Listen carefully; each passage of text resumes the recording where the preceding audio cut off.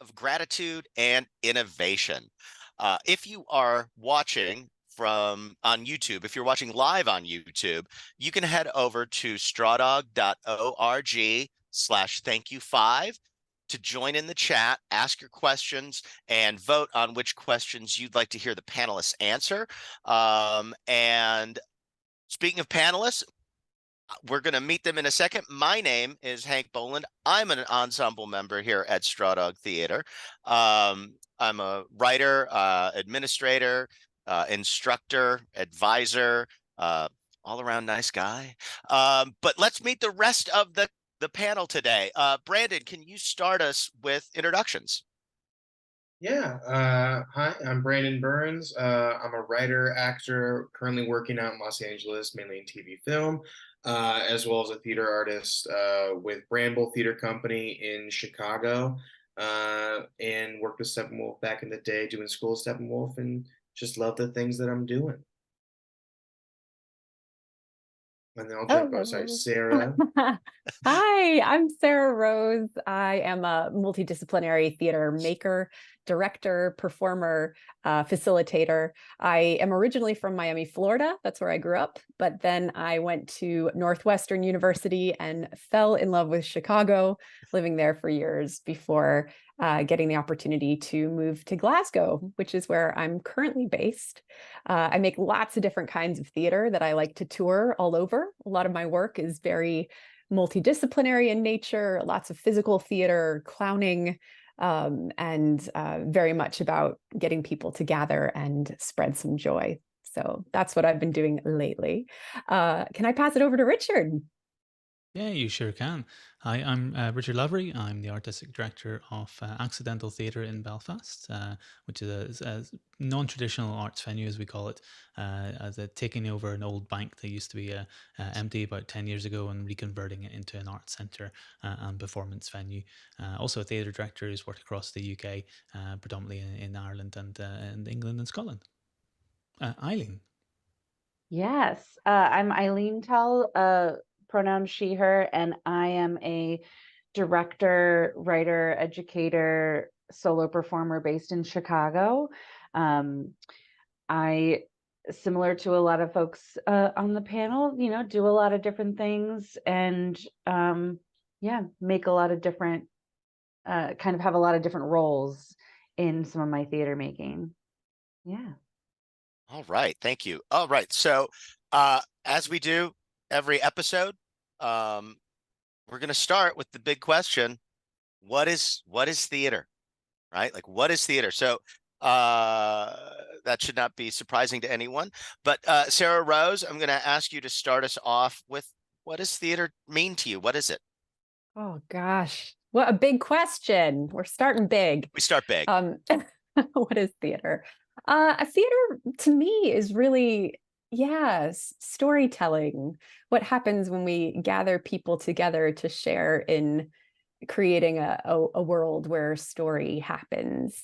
I think my mind kind of got blown when I was young about the idea of what theater could be. I was a Circumnavigator Scholar, which meant that I traveled completely around the world studying theater for social change. And it meant that I had the opportunity to literally go to all these different countries and learn what theater meant to them in different places, and specifically in relationship to the problems that were existing in their communities and how theater was becoming this platform for elevating their stories.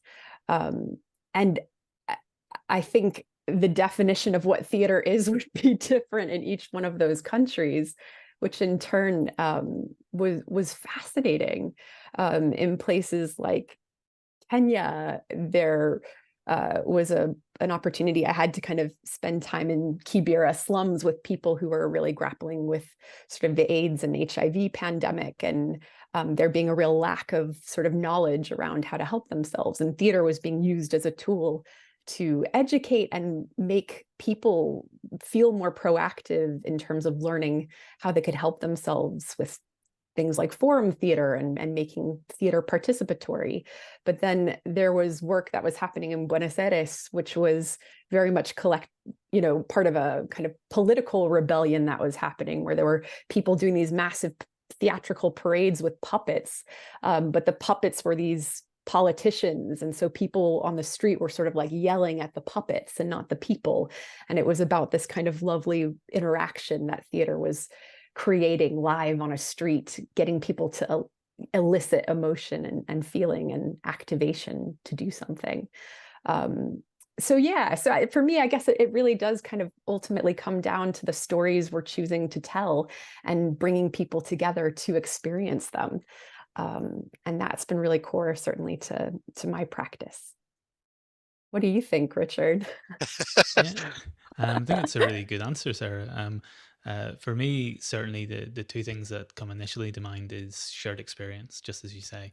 I mean, I think that's one of the really unique things about theatre versus all the different art forms.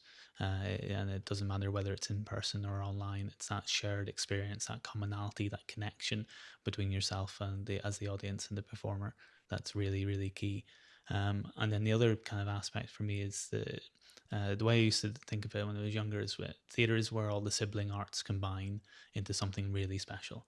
So you have writing and lighting and sound and all these different things, fantastic constituent parts, everything. But when they come together, they make something unique and something special, and that's what theatre is, and that's what theatre kind of offers. That's different than just music on its own or visual art on its own. Eileen? Yeah, I mean, I agree with everyone so far. I think for me, I always sort of describe theater as an art form, as an empathy machine. It's a way to, I'm a teacher as well. And so I teach kids, adults, and seniors. And it's a way to allow people to step into someone else's shoes, whether they're performing, whether they're in the audience. I also do a lot of storytelling, like personal narrative storytelling, in that kind of world. And I think a lot of times, you find that the performer, that the creators get a chance to tell their story or tell a story that is close to them. And the audience is able to look at that and say, either I've never heard this perspective and now I can kind of understand this perspective, or wow, I thought I was the only one. And now I'm seeing this story on stage. So I find that to be a really powerful aspect of theater is just that it is a tool for empathy, which is, I think, why part of the reason why the arts are always kind of in peril of in terms of like funding and shutting down and freedom of speech and things like that, is because they teach empathy. Yeah. What about you, Brandon? I mean, I agree with everyone. I think for me, it's always been theater's always been a chance to have a conversation with the communities that it's reflecting. And at its core, is the chance to be able to have a conversation that's both personal, political, ethereal, existential, without a need for like monetary support. You don't need to have necessarily a budget. You just need a space to be able to perform the words and the stories as a vehicle for conversation, as a vehicle for rage, pain, joy, and a chance for people to kind of be heard in really beautiful and important ways. Wow. All right. Well, that's a lot, folks. That was amazing. So what I want to do is move on to the second question, but then right? Like jump in on each other. Like you all said such fascinating things. I expect you to ask each other questions too. But here's my next question. What is theater in the digital age? What does that mean to you? What does that phrase sound like? What does it do to your neurons when you hear theater in the digital age? Richard, how about you take us first through this amazing journey? Yeah, sure. I mean, theater in the digital age it's an interesting perspective, a kind of prospect, simply because there were so many people at the beginning of the pandemic who were just absolutely terrified of it in the arts. And there's a lot still to be worked out in this kind of area, simply because things like performance rights, things about remuneration, about how to make shows for this new platform versus just broadcast shows. There's it's a huge area and minefield to play with, but that's really exciting to me as a person who runs a venue. What digital kind of brings to it, and it has been for a long time, but the pandemic kind of supercharged, was this ability to have not just a local community engaged, but a worldwide community. And for many different reasons, that's a really interesting thing. As long as you don't forget who your local community is, as long as you find ways of connecting well beyond your doors, I think this is a really exciting kind of a prospect to have. In particular, for us as a small venue, you can think of it just, first of all, bums on seats. We have 100 seats, and that will always be our physical capacity. With digital kind of broadcast of shows, that means that we can now sell 100 tickets plus 200, 300, 400 other tickets. So artists can get a huge other level, especially grassroots artists starting out, which is our kind of bread and butter. This new audience, this audience for their work that they wouldn't otherwise have. They have to tour for 4 months before actually be able to reach an audience. There was a really interesting test case we have during the pandemic where a local group set up a theatre show called No Touching Theatre. No surprises where that name came from, but the idea was that it was bringing together people across the island of Ireland, and then it was originally meant to have an in-person audience with an online audience, hybrid as it's become known. But the restrictions in Ireland at that time weren't lifted yet.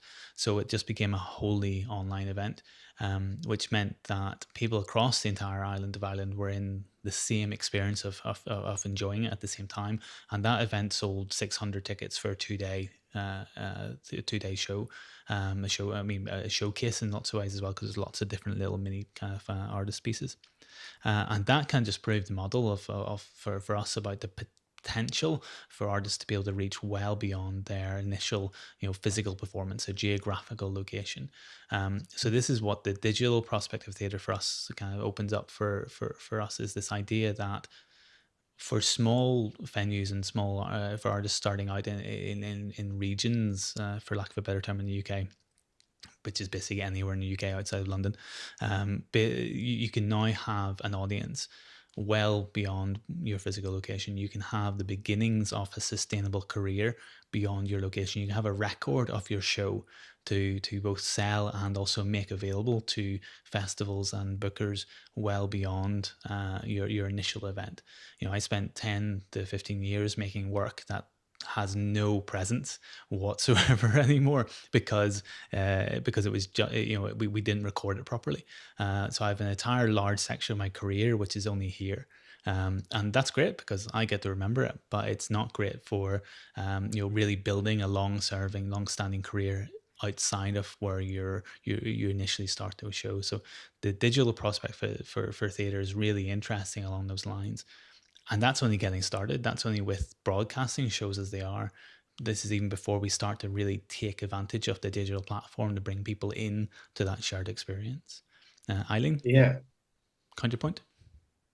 I was just going to say, in addition to that, I think there's also this aspect that now people can do part of the work digitally. A first read, a few rehearsals can all be digital. So the idea that people have to be in the same place, the idea that people have to relocate, the idea that you have to be in New York, that you have to be, that you have to be in Chicago, you have to be in London, you have to be in these places, we kind of not fully circumvent it, but there are ways now to do work from different locations. And these ways always existed, but now, again, I feel like everyone acknowledges them. And it's been accepted a bit more. It's that kind of thing of when you got an audition, or if you got you had to submit a video record of line reads and things, that it's become more and more accepted to have a Zoom meeting rather than having to physically go and stand in a casting office or stand in the producer's office. And just as you say, it's opened up so many collaboration options. We regularly have sound engineers who are not in our building mixing shows. Lighting engineers, lighting technicians, lighting designers who are just, as long as it's physically plugged in, they can access it via the network from the other side of the world. And that is really interesting.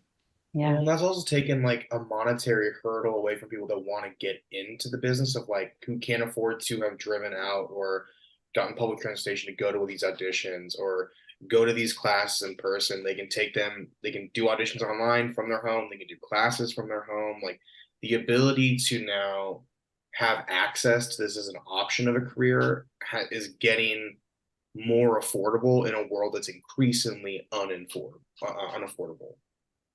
Yeah. Well, and I wanted to say something too about what Brandon, you were talking about, the idea that theater doesn't have to have spectacle necessarily. It's just about having a space, having a performance, having an audience, and that can involve music stands, it can involve nothing, it can involve a giant ship that comes down from the ceiling. It varies. And I think that with digital theater or with, creating performance on Zoom, on some of these platforms, I think it's also teaching general audiences that theater can be anywhere. Like you don't necessarily need a spectacle. You don't necessarily need a stage or lights to perform something. Obviously, those things can enhance storytelling in different dramatic ways. But I also think, especially during the pandemic, it was kind of like, well, this is the necessity of this requires that I'm in my apartment in my closet filming a solo show. Like that's kind of what it was. So I think it honestly opens up a whole new kind of access. Yeah, I don't know, Sarah Rose, if you Yeah, I'd love to add on to that. That so resonates for me. I'm artistic director of a company called Performance Collective Stranraer, and we work with young emerging talent that is across the Dumfries and Galloway region of Scotland, which is a very sort of rural and remote part of Scotland. And there's incredible talent, but the region is really big. And so travel literally becomes an access cost for us when it comes to making our work. Just getting people in the room together is oftentimes that is the trickiest part of making things together. And so bringing in a more kind of hybrid style of working where we do rehearsal time over Zoom, we prep things in advance, we have conversations that happen from our homes so that when we do get into the space together, we can just hit the ground running and start making. So it's actually infiltrated our working process now. It's part of how we make work. And it has also allowed us to be much more inclusive in terms of folks with additional support needs that theater, in terms of the making of it or just the way it's been disseminated, sometimes is exclusionary. Using digital options has really helped us open that up in new ways. And in turn, innovation, which is very much has come out of the digital age as we embrace theater at this time. I have such a vivid memory during COVID times with headphones in, sitting on my couch and watching Complicité's The Encounter, which was magic. Have you guys seen this show? No. Okay. If you haven't, go look it up. And if you have, it's incredible. You've got Simon McBurney on stage with an audience that is seated in the theater with headphones, but it's also being recorded live so that you can also listen with headphones to the show. And the piece is all done as an audio performance. So they've got sort of binaural microphones. So you're hearing it as though, even though you're sitting on the couch in your own home, Simon McBurney is whispering in your ear and it feels like he's right there. And it's magical and it's cool. And that is one of the things. I'm a total geek about serendipity and happy accidents and how we kind of use that to become something we harness to make and funnel into our creativity. And this shift into theater in a digital age has been full of all these happy accidents that we have now learned ways of harnessing, but also things that we're still grappling with, going, okay, well, now how do we bridge that gap or ask more questions about this? So I find it to be a really exciting time as we continue to kind of figure out what's next. Well, and I think, sorry, my apologies. Go ahead. No, oh, well, I was just going to say the sort of the little, not a bomb, but a firecracker to throw in is, I think what is part of the struggle is, I think, yes, we want to start creating on these new platforms. But I guess the question for the group is that teaching people to not go to the theater if they can be there from their homes, they can be just watching something from their home. I feel like I've heard that argument. I don't necessarily agree with it, but of course there's always a crisis in theater. There's always a crisis of getting people out to the theater and the young audiences and but I feel like I've seen a few blog post op-eds that are like, if we keep, doing things, and they're just going to be treating theater like Netflix and they're not going to go out. So I don't know if anyone has any thoughts on that. Well, sorry, go ahead, Brandon. I was going to say, I totally disagree with the notion. I think it's one of the biggest things about the digital movement of theater is that it has really challenged the long-held history of like theater being a rich man's game. And because it's moved into a space where like people from all walks of life, all communities can see great theater and community theater. They get to see the breadth of it now. And because they're seeing what is possible, I think that's going to drive people to the theaters. It's not going to happen immediately. It's a long process, but people are now seeing like, oh, I can go watch incredible shows. I don't have to go spend $200 for the worst seat in the house to go see the Hamilton. When they did Disney Plus, people were like, oh, no one's going to go see it when COVID comes out. Their ticket sales have remained the same. So that just showed people who saw it on Disney Plus went, this was so good, I'm now going to go see it in person. If people can see a show from your theater company, Richard, and then go, that was a beautiful piece of theater, I want to go see them in person. I want to see that space. I want to feel that energy. It's allowing people to have a taste of theater that would never have it, because for so long, the monetary block has forced people to not be able to actually experience this art form. And for the first time, it's being opened up to a breadth of people that have never gotten it. And maybe the people who ran it in the years before didn't want to have access to it, but now they finally do. And it's a beautiful thing. I think it's a beautiful thing. Yeah, I mean, I would thoroughly agree with that. Basically, for me, the audiences aren't stupid. They know there's a fundamental difference between a recorded experience and a live stream experience and the in-person experience. Just we know that from concerts, from music concerts. People buy recorded albums, but they still go to see Taylor Swift in person.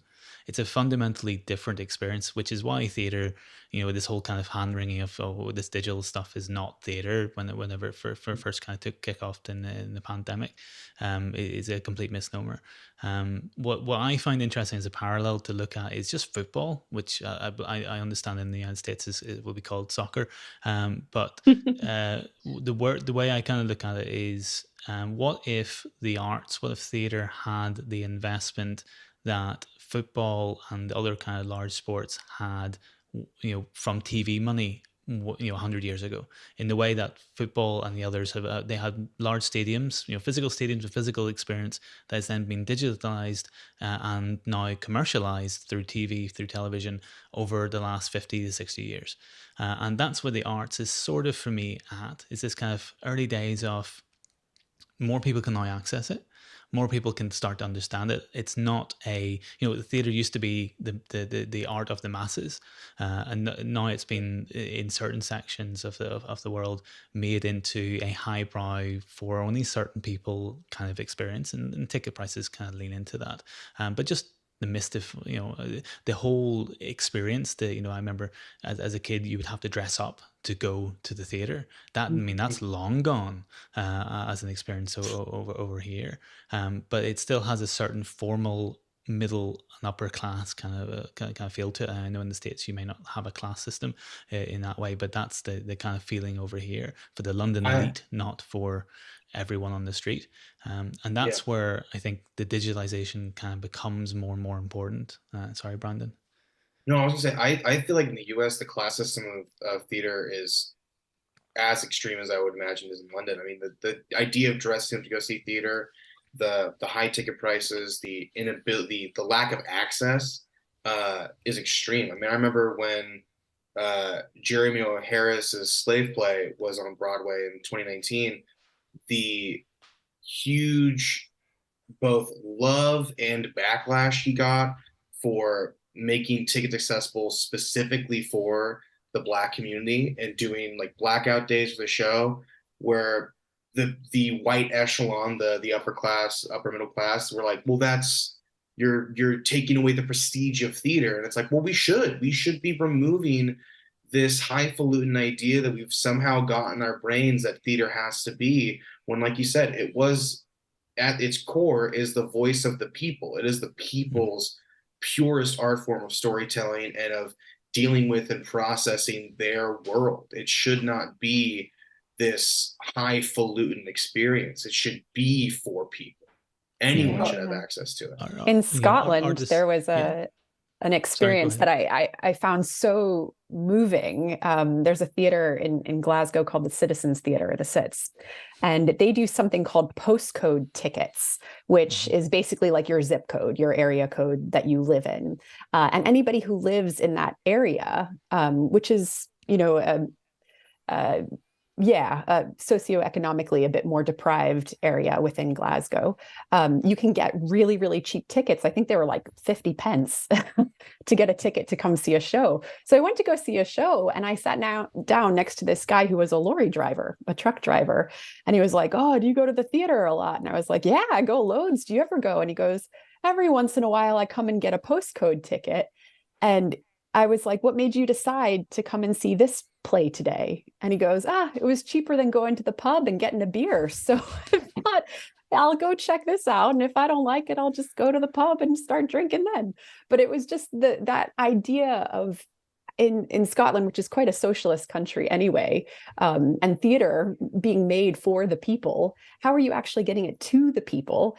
And I think Scotland does that really well a lot of the time. And that is one of the ways they go about doing it, is just making theater accessible in terms of the price, but also there's no expectation that you show up in a tux to come to the play. Right. Come see the play after your shift at work. And then, if you're tired, go get a beer. I was the associate director at the Cits whenever they first did the 50p tickets. Dominic Hill, who's the artistic director there at the moment, who instigated it. It was very much about trying to save the theatre, because it's in the Gorbals, as Sarah says, which is this very rundown. It's almost been destroyed through different types of civil engineering, because basically around the Cits was a lot of wasteland and then houses, because it's this kind of across the river, very dilapidated part of Glasgow, and then this gorgeous old Victorian theatre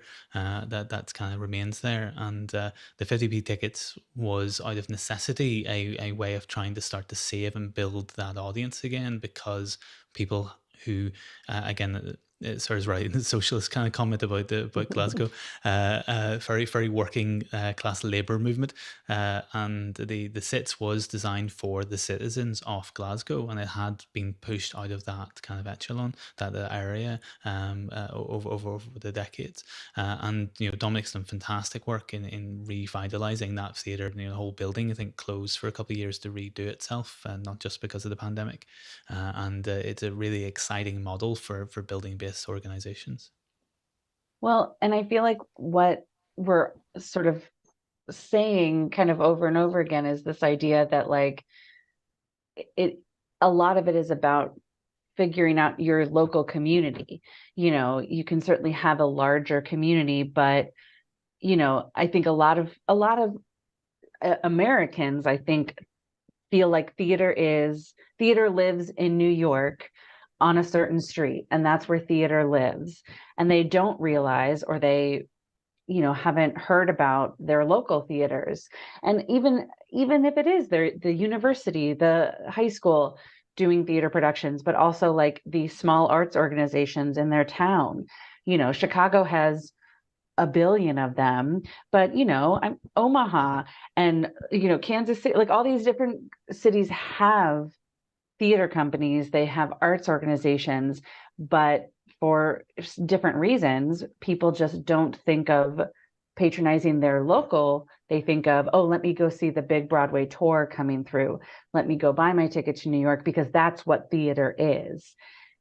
And it doesn't have to be. So it's interesting to me, like the sort of expansive, large scale global idea of theater and being able to connect, being able to live stream a show, or being able to like watch a recorded Broadway show on, PBS or whatever kind of app or something. But then also just looking at like what is in my town? Who are the people that are creating things in my area? Wow. Okay. Thank you. That's amazing. Okay. So I was sort of in just this listening trance, and you guys are just awesome. We are at the bottom of the hour, so I'm going to start asking some questions here. Not necessarily a speed round, but a speed round. I have about 100 questions prompt from what you all have just said, so I'm not going to necessarily go down that path. But I want to start with a question. I see that Richard has raised his hand on this one, and so has Brandon. So I'll let you two fight that out in the space. But how has your commitment to the arts changed since the pandemic and or as you've gotten older? And that question comes to us from Shannon in Chicago. So, age or pandemic or time in craft, how has it changed? This is where Brandon and I wait to see who starts first. Yeah, any sort of traditional battle to the end would work. Thumb wrestle on Zoom? How does that? Right. I This think is the rock, digital paper, age. It's hard. right? You See, can't Richard really Richard spoke knock each first, other so like down. he won the battle already. Yeah, it's done. It's over. Unless I now hand it to Brandon and then put him on the spot. It's true. But no, I won't do that. It's interesting because of where I've come from. So I set up the organization I currently run, and in 2012. And we became a building in 2017, so around about 3 years before the pandemic. So the last kind of 5 years has been particularly difficult because we were just getting established, and the pandemic kind of took us out, and we were already pretty digitally minded, and then we moved very heavily into the digital during that time to also survive. And it allowed us to access different funding that allowed us to invest more in the system. So we now have this whole kind of streaming side of things that we do a lot of, and we're very digitally minded. But that came with a person cost, a lot mentally, especially to me, for driving the organization over that time, that I often liken to whenever you start your own organization. One of the hardest things that you don't quite realize is that you will be you're not just working without a net, you're often working without a mentor. So you have the whole organization looks to you to solve the problems, but you often have no one to go to then solve the problems for you or to ask advice. And you can solve that sometimes by asking people. I could email Dominic from the SITS and go, hey, 50p tickets, where'd that come from? Yay. No, you can do different things like that, but there's always going to be you're the person who has to kind of solve a lot of those problems. And that over the last 5 years has meant that I reached a period not long after the pandemic where I nearly crashed. And the digital area, because it was new and fresh, kind of allowed me to kind of stay engaged as I started some legacy building within the organization to make sure that if I did crash out of this, the building wouldn't immediately collapse without someone who knew exactly where all the keys were. And that then has taken a lot of time. So that's partially age and partially pandemic ennui connected to each other. And for me, a lot of it is to do with, I'm still discovering new things. I don't get to do as much directing as I used to do 4 or 5 years ago. But I do get to invest in new interesting areas to do with the digitalization of theatre and the work. So it sort of goes around the houses of some of the question. But Brandon. Yeah, I think for me, I was real pot committed for a long time for theater, especially when I went out in 2019 in Chicago, met an incredible group of artists and the people that I formed Bramble with. Going back to California specifically and going through the final years of my college training and pandemic, I think I really became very disillusioned with theater in the midst of it all.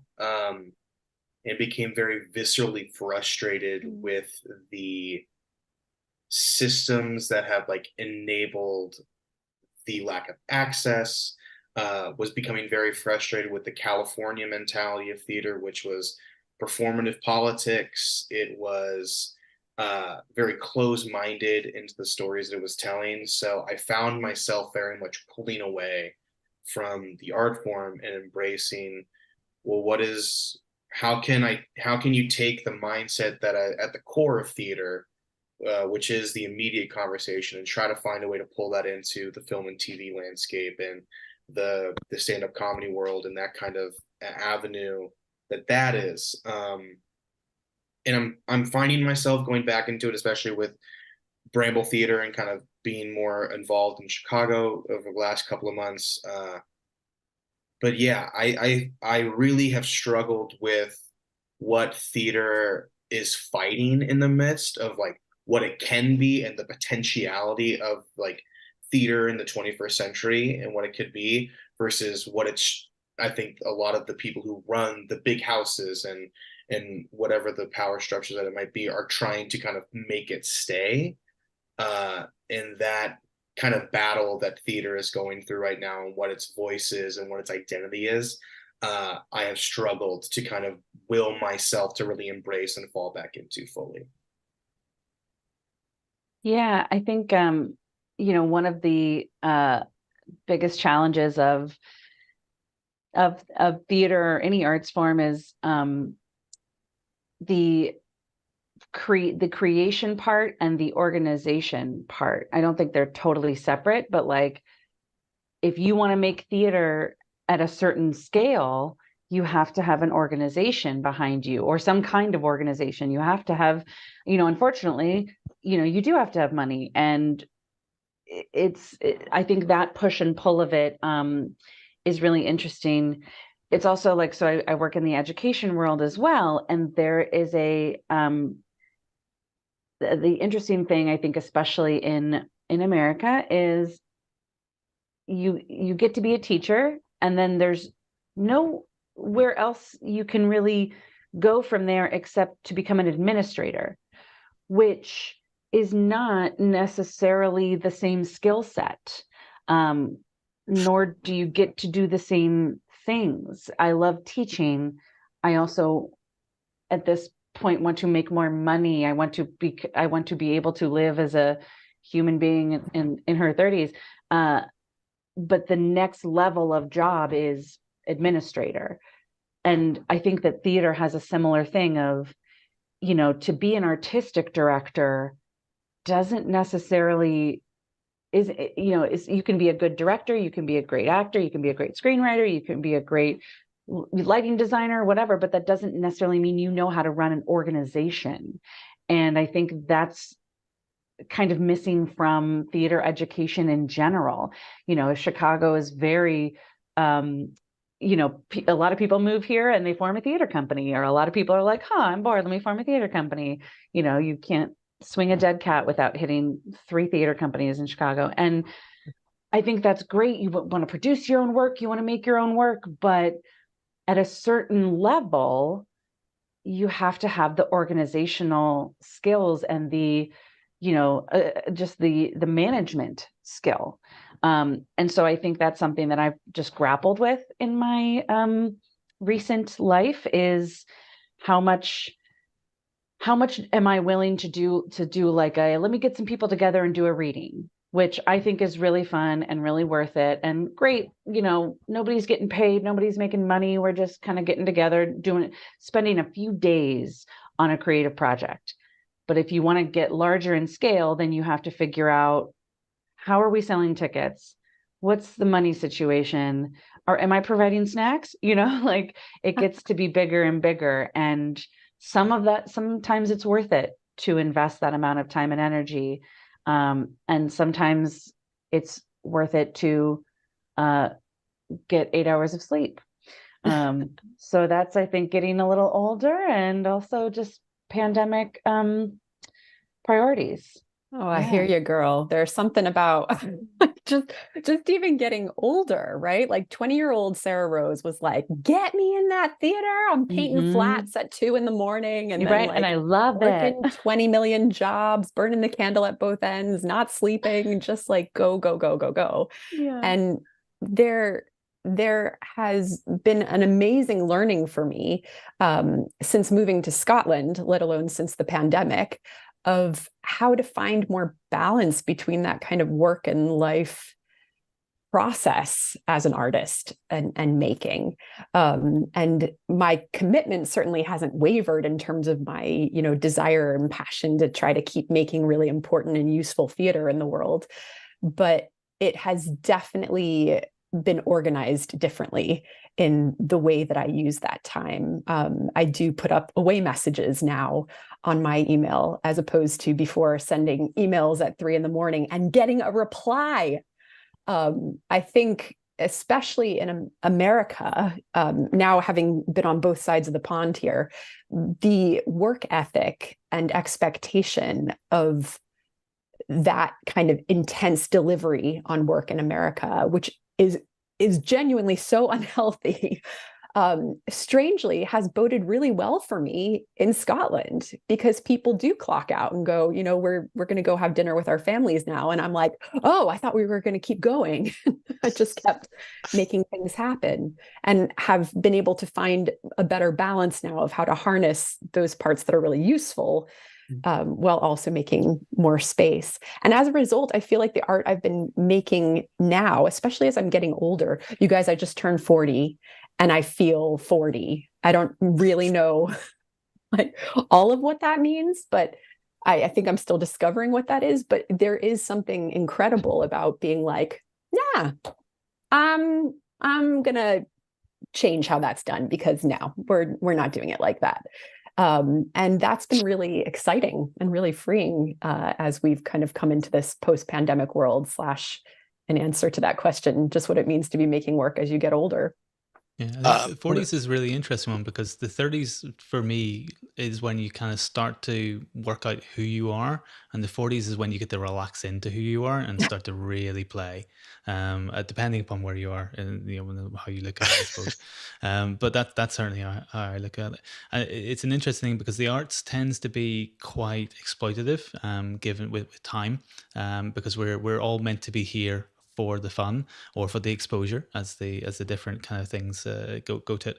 And that, again, going back to the digital side, that's where the interesting thing for me is that as money might start coming into it for different people, that sustainability of career, that life balance will start to kind of play into it a little bit more. We're not all meant to be grafting to make a small buck all the time. There's more opportunities for us to connect with lots of different places well beyond where we are.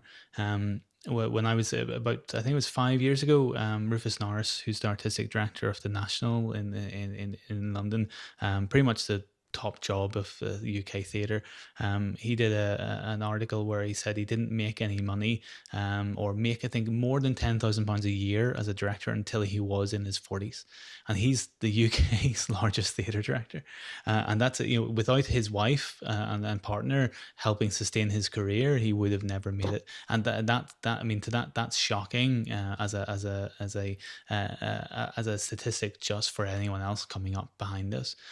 So a lot of what we do now is about creating systems for artists to make sure they get paid, and remuneration is very clear, takes a lot of the stress out of it. And sometimes shows will not make money, that's fine, but finding other ways to create benefit out of it for both us as an organization and for the artists is key, because it's about career development and also exposure as well as remuneration, all kind of combined into a weird Venn diagram. All right. Sorry, Brandon. I'm going to just jump in here with two things. One, Sarah, happy belated birthday. Thanks. But then the other part of that is like, when we talk about that, I was like, oh, I could have driven your mother to the hospital. Okay, right? Like, it's one of that's another element of the aging thing.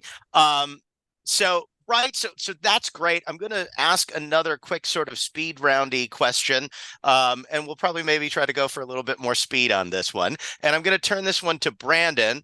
And this is sort of the other end of that coin. What was your most recent joyful experience in the theater as an artist or as an audience member, right? Like, let's talk about the dangling carrots for a while, the things that bring us joy. Let's go through that. Let's see. Brandon, what do you got? I was lucky enough to see King James when it came to the Mark Taper Forum. They did a collaboration between Center Theater Group and Steppenwolf, and I back in 2019 worked with Glenn Davis. He was like one of the teachers for the school, and became very close with him. And he was sort of the one that kind of really opened myself up to who I could be as an artist. And I remember sitting there and watching him take all of the notes he had given me in the 3 months that I trained with him, and seeing someone in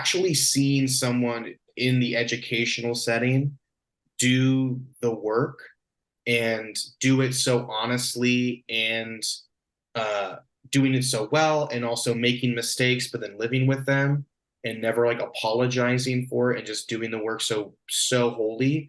I think that was the first time I've ever seen a teacher do what they're telling us to do. And like, coming from the schooling that I had in California, which was like very harsh, very much of the mentality of like breaking you down and making you into something that they think you need to be. And to see someone who very much was the mentality of like, no, this is your potential, this is what you can do, and this is who you can make yourself. See him doing those things in his own way, in his own body, was a really beautiful experience of like, oh, we're all doing this same thing in different flavors, in different colors, in different textures, but we're all just trying to accomplish the same goal of just honest, pure, loving storytelling in whatever capacity that is. And getting to kind of see that from someone who I looked up to and still look up to a lot was a really beautiful experience. Mm-hmm. Can I jump in on this speed round of like theater joy? I'm going to be a little cheeky and talk about my own show. I have a show that's called Unicorn Dance Party, which is basically what it says on the can. It is a dance party that is led by unicorns, and it is the most fun show in the world and full of joy. Over the course of the show, 2 unicorns arrive. They have come to this location because they've heard there's other unicorns in the area and they need to find them. But the best way to get unicorns to come is to throw a party, because unicorns love to party. And from there, we kind of lead the audience through all these really fun interactive dances. There's a lot of glitter, and it is just mental and joyous. But we had this amazing child heckler who came to our show, who was so in love with us, the characters, Melody and Luna, and was like our best pal. And during the show would keep talking to us about things that were happening in the show. And we'd be like, okay, clap your hands. And she would just start getting tired, and she'd be like, Melody, I'm trying. I'm really tired now. I've been dancing really hard. And we were just so overjoyed by this kid's like full-on commitment to the project and the show, and that she was just dancing her heart out to be the best that she could be to help unlock her inner unicorn. And it like brought the house down. Everyone was in stitches in the audience. We were trying to hold it together on stage, and she was like the star of the show in all the best ways. And just is what like theater magic and the like chaos of things taking on a life of their own can be when harnessed. And yeah, total joy. Yeah, I'll say I saw Coke Candy's in Chicago recent production of SpongeBob the Musical, which I had never seen before. I didn't really know a lot about the stage play. I have younger siblings who got really into SpongeBob when it started, and I was in high school. And so, of course, it was stupid and I hated it, and it's for babies, and, you know, I hate SpongeBob. So I've always been like a SpongeBob hater. And so I went to see the show because I know people involved, and I was like, okay, I'll sit through this, even though I'm, you know, a little bit of a jerk. And it bowled me over. It won me over completely with so much joy and so much, and that show doesn't have necessarily audience interaction, but there is a lot of winking at the audience. There's a lot of like just great music, and it really was just so joyful, so much so that the person next to me, because I was by myself, the person next to me turned to me and was like, "So you're having a good time, huh?" And I was like, "Oh, yeah, I'm sorry / you're welcome for like being so emotive." SpongeBob slaps. That musical Yeah. slaps. Oh, so much fun.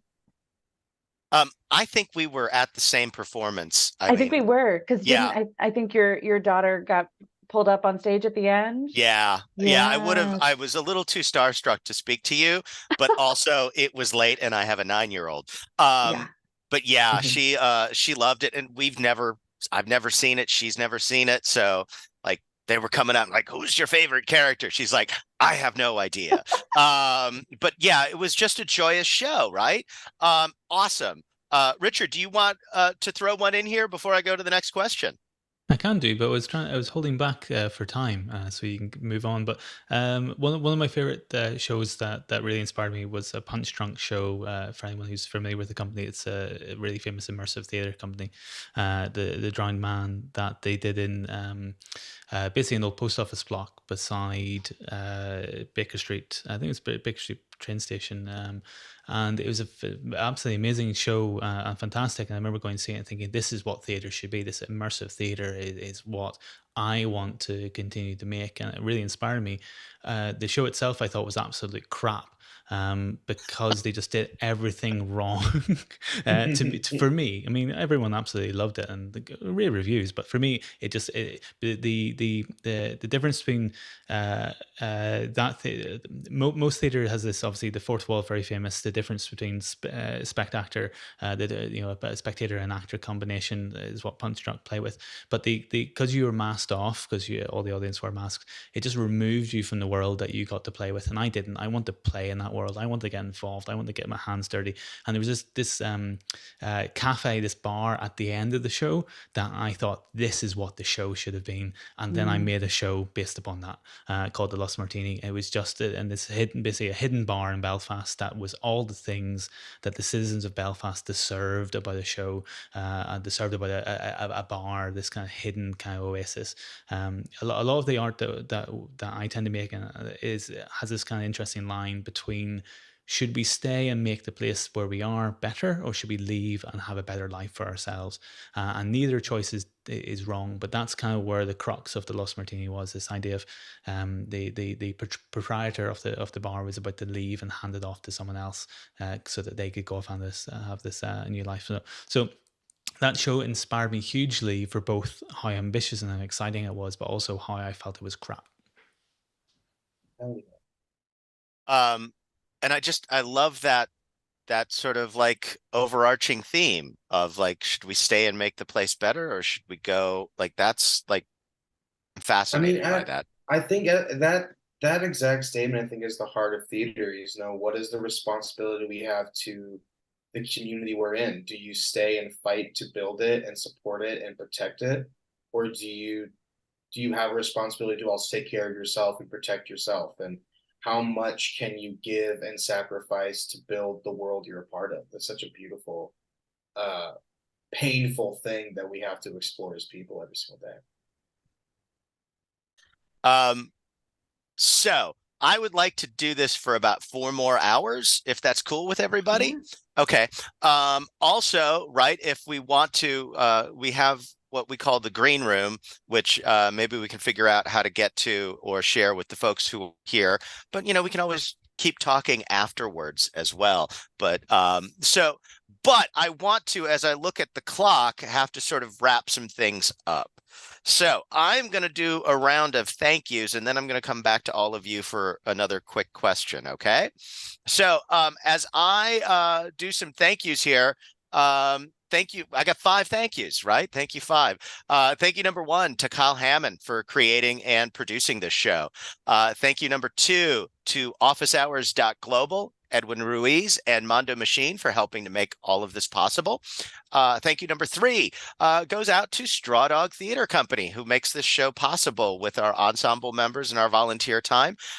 Straw Dog Theater Company is run on a free theater model now, and all of our productions are available to anyone and everyone free of charge. So we can only do that with donations from the community. So if you can find information about making donations to Straw Dog on our website at strawdog.org, and you support this and our productions and everything else.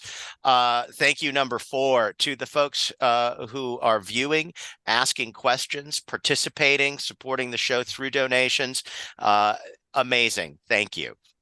And thank you, 5, to these amazing panelists for their time and their insight and their passion and their willingness and their yeses. It all works on a foundation of yes. So I appreciate that. So the last question I'm going to ask right now is for a recommendation for a play, a book, a craft book, something that you have been affected by or feel that others can or should be affected by. You know what? I think I'm going to start with Eileen, if that's okay. Yeah, okay with me. I would say that a book that has sort of always stuck with me is Sanford Meisner's book about acting. That's sort of one of the seminal texts of my career, I suppose. Right now, and I forget which the title because the book is across the room, but I'm reading a Samuel Beckett biography because I'm going to be directing a Beckett play soon. And so I'm just really diving into all of his work and all of, both the biographical and then just the canon of it. And if you're a Beckett fan, I would recommend, which I think you can still stream somewhere. Bill Irwin put together a show called On Beckett a few years ago. I saw it at Irish Rep in New York in 2018, but then it was streamed over the pandemic, streamed live. It's a great show. It's very like him performing things from Beckett's work, but then also just kind of discussing it. So, for all the Beckett nerds, there it is. All right. Brandon, what do you got? I, in these days, am going back to morality plays a lot. I'm finding myself kind of gravitating to. So I've been reading Everyman by Frank Sigwick. That's been really on my mind a lot these days, as well as I've been trying to get my hands on a copy of a play called Kiss by Guillermo Calderon, which, if you haven't heard of it, I highly, highly recommend looking into it. It's a beautiful, heart-wrenching story that really asks the question of what is our responsibility in the stories that we tell on stage, and how we, as people, may have the best of intentions, but use people's stories and pain in abusive ways to tell stories on stage. It's a really incredibly powerful play. Highly recommend it. All right. All right. Thank you. Sarah Rose. I've got two things. One is that I was lucky enough to give a TEDx talk on a topic that I'm really passionate about, which is serendipity in creative practice. And I'm going to suggest that people check it out, not just because I think you should watch it for me. I think you should watch it for you. There are so many, I think, really useful ways of taking the research and breaking down how we can welcome happy accidents into our creative processes and use them to create and inspire and just stir the pot for ourselves. So I would highly encourage you to go and give that a listen and then let me know what you think, because I would love to continue chatting with you about that research and get your thoughts on it too, as it's something I'm really fascinated in continuing to dig into and unpack. And then the other book I wanted to suggest is called Big Magic. Oh, it's doing that blurry thing, which is Elizabeth Gilbert's book, all about sort of, again, harnessing your creativity and learning how to be kind of loving to yourself on that journey. So often as artists, we get to that place of just like giving everything, and sometimes our tank runs dry. And she's got a lovely way in this book of just writing about how it's such a beautiful part of ourselves and how we can kind of help it grow and nurture it to be what we need it to be. All right. Richard. Yeah, I mean, it may have been well-known book to many here, probably is Mike Alford's Different Every Night. One of my favorite kind of really detailed books on how to make sure that the rehearsal process instills within the actors this idea of response, the responsiveness to each other, as well as to the text, and creating a show that really evolves and is different every night. Absolutely one of my favorite books from when I was coming up as a director. All right. I want to just thank you all one more time for your time and your energy here. And on this sort of extra Saturday presentation, whatever, this extra Saturday meeting that we did at this different time so that we could invite people from across the pond to get some other things in the mix, because 4 a.m. is a really rude time to ask people to volunteer. So I thank you all for being here. I thank the folks tuning in at home and watching on archive and all of that good stuff. And on Wednesday, our regular time slot at 9 p.m. Central, we're going to be joined by Audra Billings Stone, Tom Birch, Robert Kuhn, and Scott Silverstein. So that's going to be a pretty interesting conversation too. And I think Michael Reyes is hosting. Straw Dog. So I want to thank you all again. And until next week or until Wednesday, I'm Hank Boland, and I thank you.